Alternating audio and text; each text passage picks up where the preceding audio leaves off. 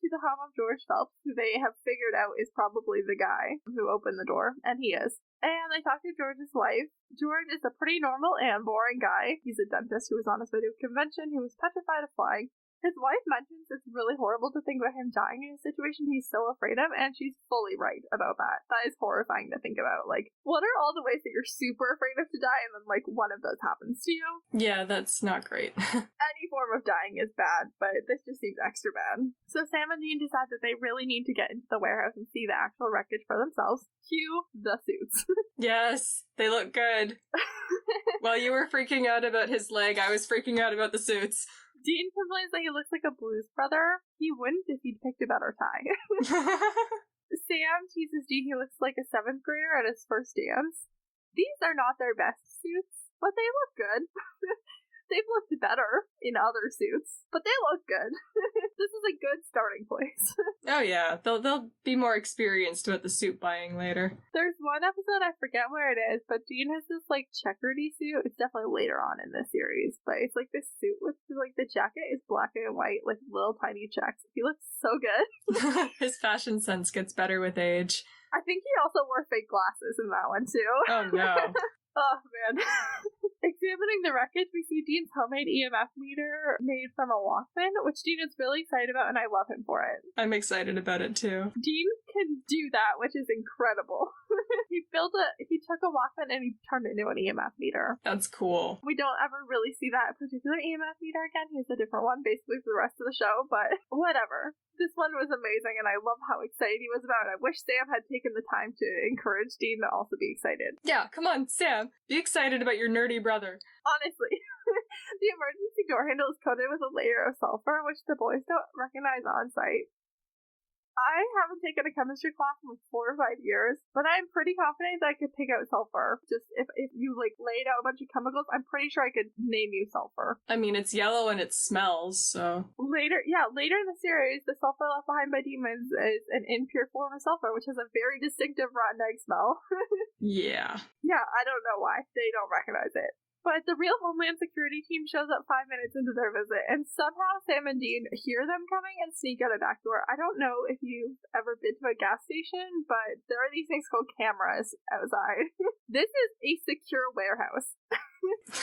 When they're jumping over the fence, you can literally see the mounted security camera on the wall behind them. All of these security dudes who busted into the room with the plane need to be immediately fired. Cameras are nothing against my plot armor. This should be an immediate automatic, get your picture put on all the watch lists. Here's a still from our security footage situation. They should not be allowed to get on a plane ever, let alone 10 minutes later into this episode. Yeah. This should be the start of them having issues with international law enforcement. This should be the FBI, the red flag should be going off here. This is an example of, like, a plot hole that would have been just really inconvenient to do correctly, but, like... Oh, yeah. It's just so glaring that you should have figured out something. Chuck the pilot from the plane crash and his friend are then going up on his first flight since the crash. Just a little plane. Too bad for Chuck, though, because he is possessed. And like he said, possession makes your odds of dying in a plane crash go to 100. Oh, yeah. For some reason, Jerry is the one who identifies the sulfur. I have no idea what Jerry's job is supposed to be. Maybe Jerry just has this, like, weird collection of knowledge. But Dean makes an exorcism reference, which would be much more appropriate for the poltergeist, I think. But I don't remember.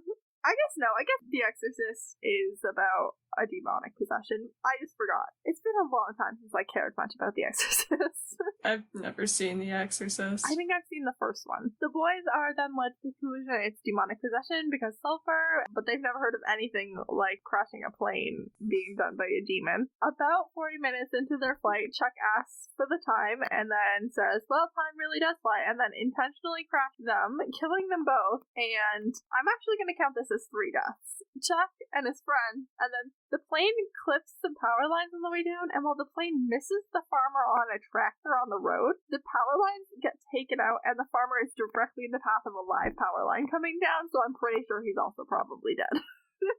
Oh, that poor man. I'm counting him as dead.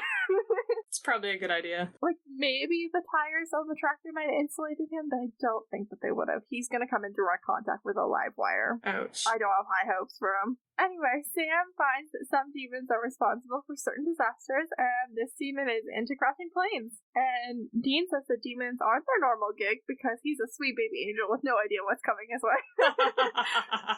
Imagine getting your kicks by crashing planes. That's a very costly habit. Honestly, I mean, in terms of human life, definitely. They both wish that their dad was there. I mean, I wish for them that their dad was there, but at the same time, what was their dad gonna do? Their dad doesn't seem to know anything better. If he did, he didn't fucking write it down, because I have issues about how John Sturtle helps them in this episode. But Jerry calls to tell the boys that Chuck and his friends crashed in Nazareth, Pennsylvania, which Dean finds ironic. That's hilarious. If, like me, we're raised outside of any form of Christian church, Nazareth is where your boy Jesus was born. He was born in Bethlehem. Right. It's where he was living. There we go. It's okay. That's why I'm here. And it's also the largest city in Israel, and apparently a smaller town in Pennsylvania. It's also the name of a classic rock band who sings Love Hurts. I felt the need to point that out. I feel like that song was probably on the soundtrack at some point to this show. It wasn't in this episode, but I feel like it at some point made the show. Oh, probably. Lots of songs have made a 15-season show. There's sulfur on this plane crash as well, and Dean thinks that means that the demon was after Chuck, but Sam has bad news. Both planes went down 40 minutes after takeoff, and he has found 6 other plane crashes in the last decade that have crashed at the 40-minute mark. So Dean points out that 40 is a number important to biblical numerology and means death. I did not find that to be the case. 40 is an important number in the Bible, but there are a lot of variations and a lot of different interpretations on those variations of what it means and what the Bible says. So most commonly I saw that the number 40 represents like testing or a trial followed by triumph, or it can also symbolize a generation. I don't know if you know anything else about this, Meredith, but that was what I was found. I'm just trying to go through my brain and find out where was 40 again.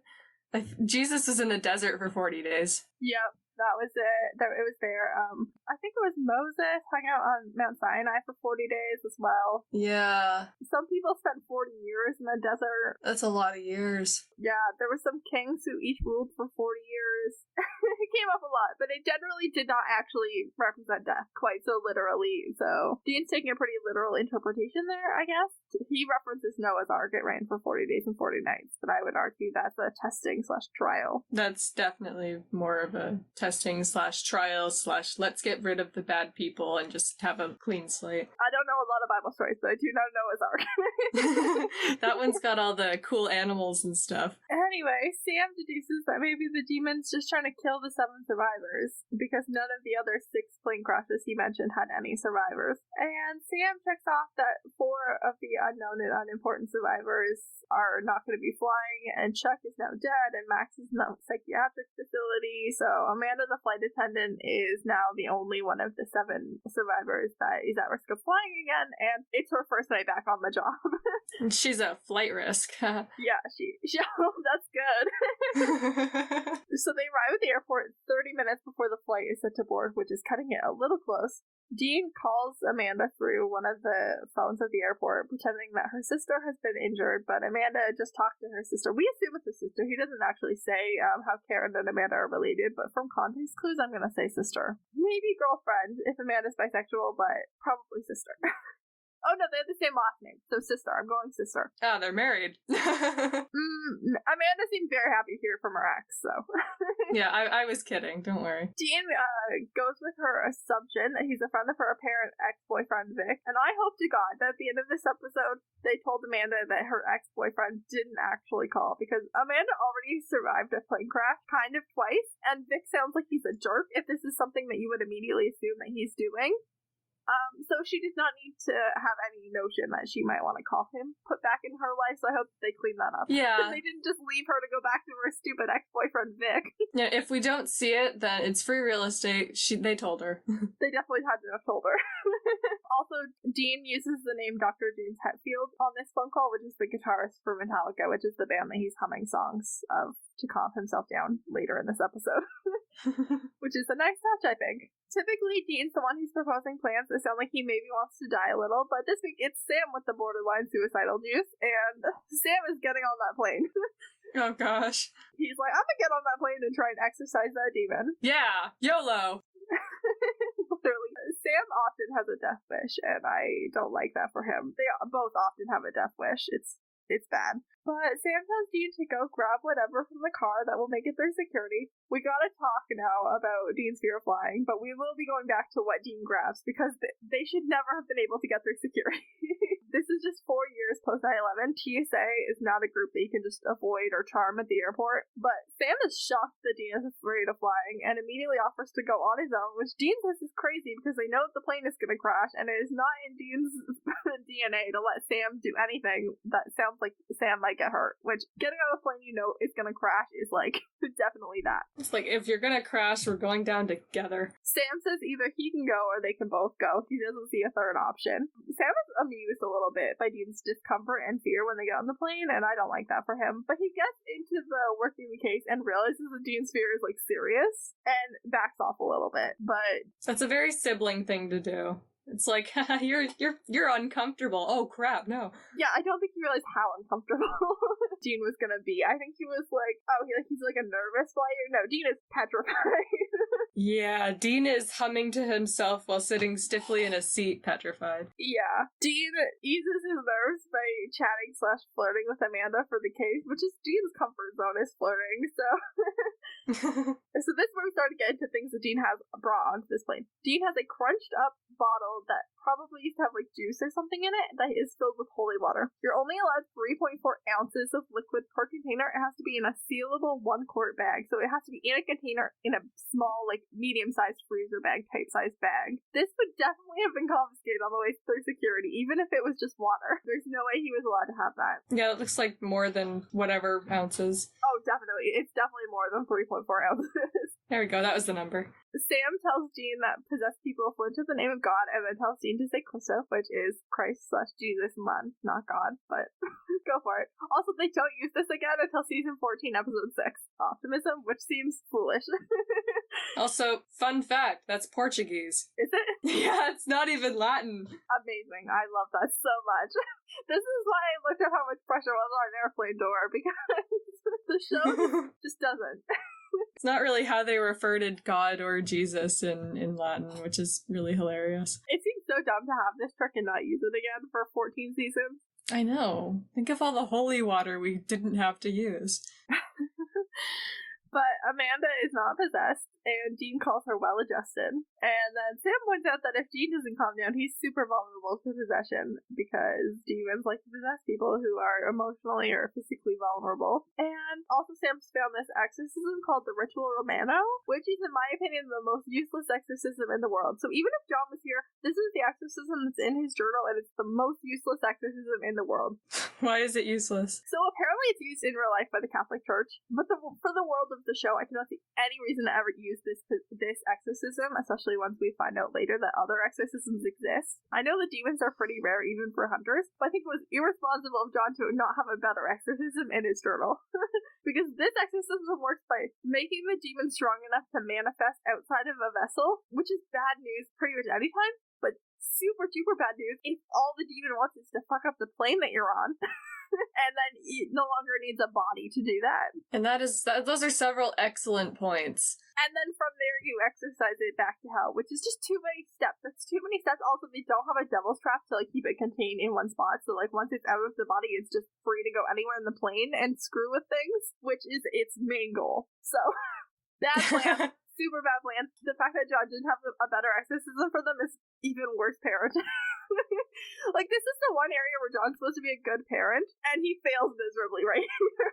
Oh, goodness. Maybe he's testing them. Honestly. So, next, Dean has his homemade Walkman EMF meter out looking for the demons, and I don't know what you think the TSA and metal detectors and the maybe not so random full body searches and the bag x-rays are for at an airport, but common household electronics that have been torn apart and put back together to make something else screams bomb.